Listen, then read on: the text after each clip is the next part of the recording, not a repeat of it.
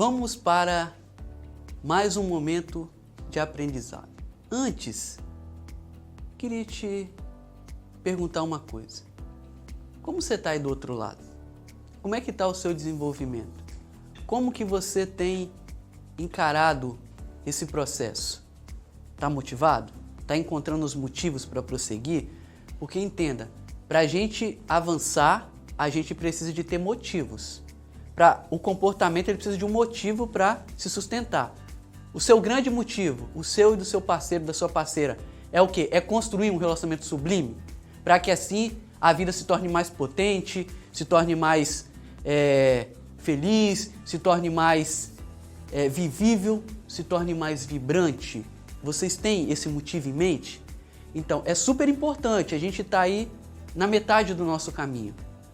Iniciamos a metade do nosso caminho, então é importante que os motivos estejam claros e para a gente avançar. No mais, é só comprometimento e vamos caminhando. Então vamos entender aqui agora a origem, o núcleo dos conflitos da relação, ou melhor dizendo, do relacionamento amoroso. Você sabia, cara, que a maioria absoluta dos conflitos, que eu chamo de guerras relacionais, começa, ou seja, o núcleo, pela divergência de ideias e assim promove-se a criminalização do parceiro? Exato.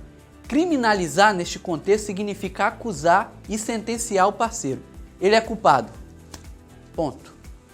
A tendência é que o parceiro fique numa posição de defesa e só aguardando o momento para lançar os seus argumentos.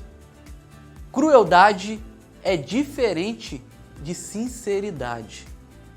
Nesse caso, não é uma sinceridade, é uma crueldade. Aí, se o outro se sente nessa posição, ele vai ficar na defensiva.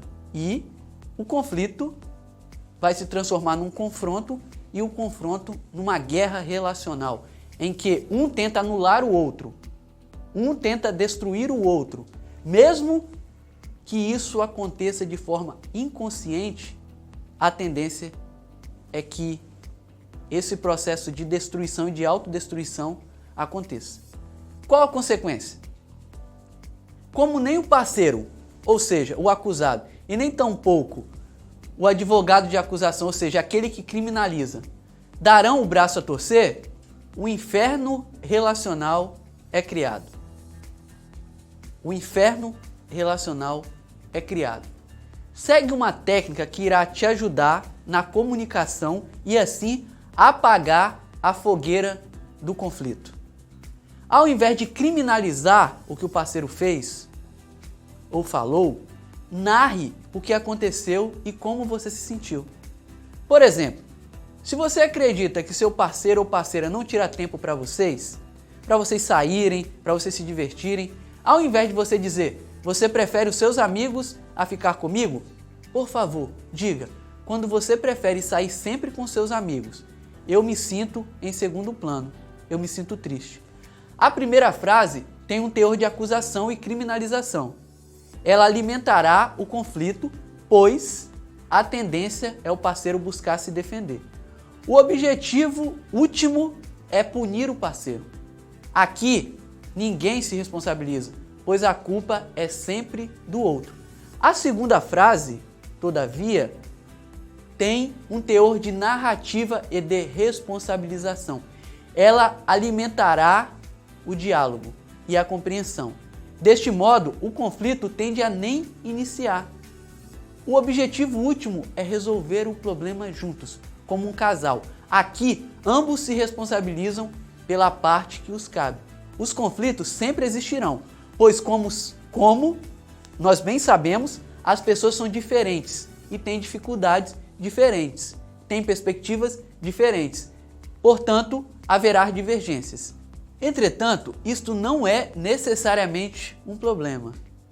Porém, quanto menos conflitos, melhor, pois quanto maiores e mais intensos forem os conflitos, maior tende a ser o desgaste no relacionamento e de igual forma o amor vai sendo corroído. Infelizmente, Às vezes o relacionamento termina com muitas mágoas. Não precisa ser assim.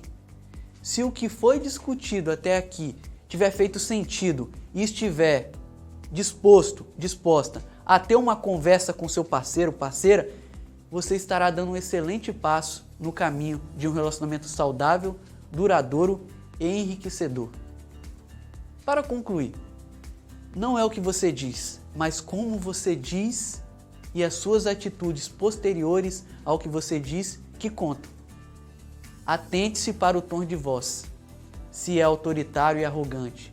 Observe os gestos e as posturas corporais enquanto você diz. Uma comunicação eficaz favorece a construção de um relacionamento amoroso saudável. Comunicação eficaz é tudo. Muitas vezes, os casais não conseguem se entender porque uma parte fala português brasileiro e o outro fala mandarim. Como que essas duas pessoas vão se entender se elas têm idiomas completamente diferentes? Para a resolução de conflitos, é preciso falar o mesmo idioma. É preciso olhar para o outro e dialogar de forma empática e não de maneira confrontiva ou confrontadora que vai anular o outro. Vamos passar para o próximo momento para a gente avançar um pouco mais nesse processo de desenvolvimento. Um abraço.